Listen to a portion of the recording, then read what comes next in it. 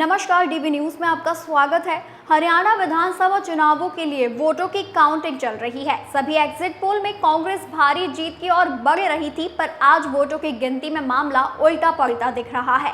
Bharatiya Janata party clear majority हासिल करती दिख रही है। लगातार तीसरी बार सत्ता हासिल करना कोई आसान काम नहीं होता। 11:15 बजे तक भाजपा को 50 सीट और कांग्रेस गठबंधन को 34 सीटों पर बढ़त हासिल थी। अगर भारतीय जनता पार्टी जाटलैंड में भी बढ़िया प्रदर्शन करती दिख रही है तो इसका मतलब साफ है कि कांग्रेस की रणनीति जवान, पहलवान और किसान को साधने की फेल हो चुकी है। बीजेपी की बढ़त के पीछे आखिर कौन से कारण काम कर गए, चलिए जानते हैं। हरियाणा में जाट वोट अधिकतर कांग्रेस और इनेलो को जाते रहे हैं। 2014 विधानसभा चुनावों में कुछ प्रतिशत जाटों का वोट बीजेपी को भी मिला था, पर अधिकतर वोट कांग्रेस और इनेलो को मिला था। 2019 में बीजेपी को जाटों का वोट शेयर और कम हुआ।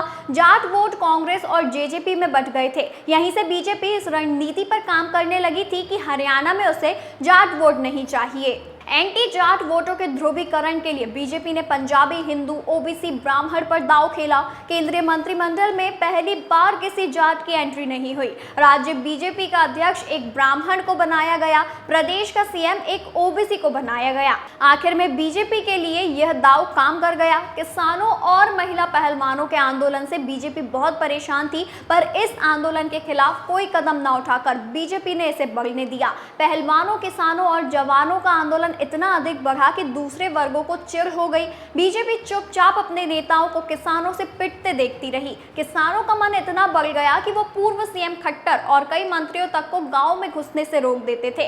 हरियाणा में किसान आंदोलन में अधिकतर जाट और जट शामिल थे। दूसरी जातियों को, किसानों, व्यापारियों और अन्य वर्गों को लगा कि ये लोग सत्ता में आ गए तो उत्पात और बढ़ जाएगा। चुनाव के अंतिम मौके पर नायब सैनी को सीएम बनाना भी काम कर गया।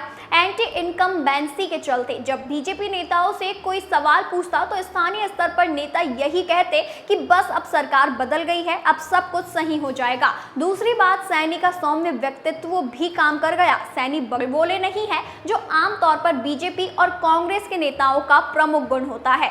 सैनी को समय बहुत कम मिला, पर उन्होंने ओबीसी अधिकारों के लिए कई कानून बनाए। अशोक तंवर जैसे एक दलित चेहरे को इसीलिए पार्टी में लोकसभा चुनावों के पहले लाया गया था। हालांकि एन वोटिंग के पहले उन्होंने पार्टी का दामन छोड़कर कांग्रेस का हाथ थाम लिया था, पर बीजेपी ने हार नहीं मानी। बीजेपी ने दलितों को यह समझाया कि बीजेपी राज में उनके साथ मिर्चपुर और गोहाना जैसी घटनाएं नहीं हुई हैं। प्रधानमंत्री नरेंद्र मोदी, गृह मंत्री अमित शाह और पूर्व मुख्यमंत्री खट्टर ने बार बार मिर्चपुर और गोहाना कांड की चर्चा अपनी सभाओं में की।